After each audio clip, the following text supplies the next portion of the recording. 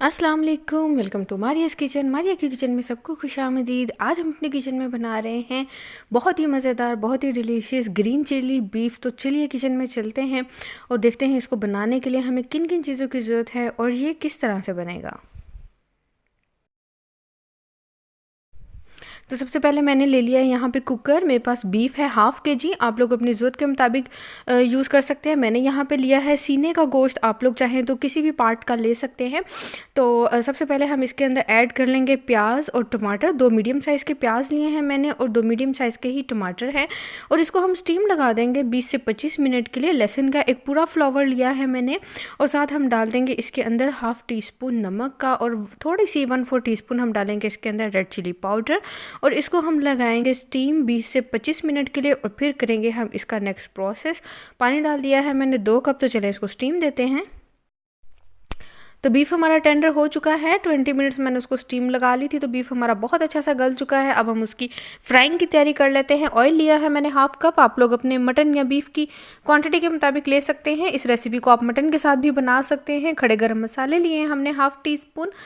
ज़ीरा है उसमें, 3 से 4 काली मिर्चें हैं, 3 से 4 लौंगे हैं, 1/2 इंच का टुकड़ा दालचीनी का है, 1 लीफ लिया है हमने तेज़ पत्ते का और साथ ही हम इसके अंदर डालेंगे 1 टीस्पून जिंजर का जिसको मैंने पीस लिया है और गार्लिक हम ऑलरेडी अपने बीफ में डाल चुके हैं। तो अभी हम जिंजर को फ्राई करेंगे ऑयल में और इसकी खुशबू इतनी कमाल की आती है इस तरह से फ्राई करने के डालने की कि आपको खुद ही उसका अरोमा जो है सालन का, उसका जो टेक्सचर है वो आपको खुद पता चलेगा कितना डिफरेंट और कितना मज़ेदार आता है। तो जिंजर हमारा जो है बहुत अच्छा सा फ्राई हो चुका है।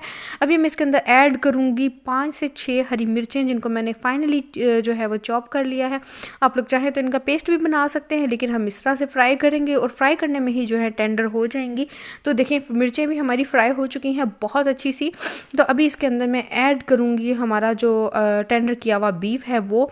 तो देखें हमारा बीफ कितना अच्छा सा गल चुका है बिल्कुल इसकी जो स्टॉक है वो भी ड्राई हो चुकी है।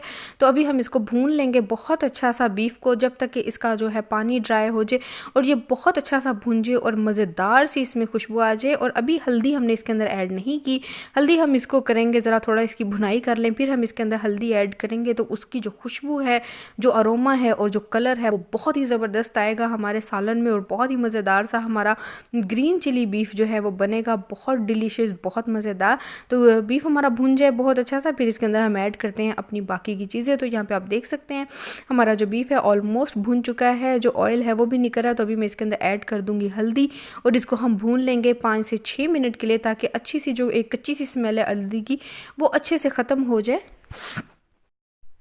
तो लीजिए माशाल्लाह माशाल्लाह हमारा बीफ जो है बहुत अच्छा सा भून चुका है। 1/2 लेमन स्क्वीज़ कर दिया मैंने इसमें।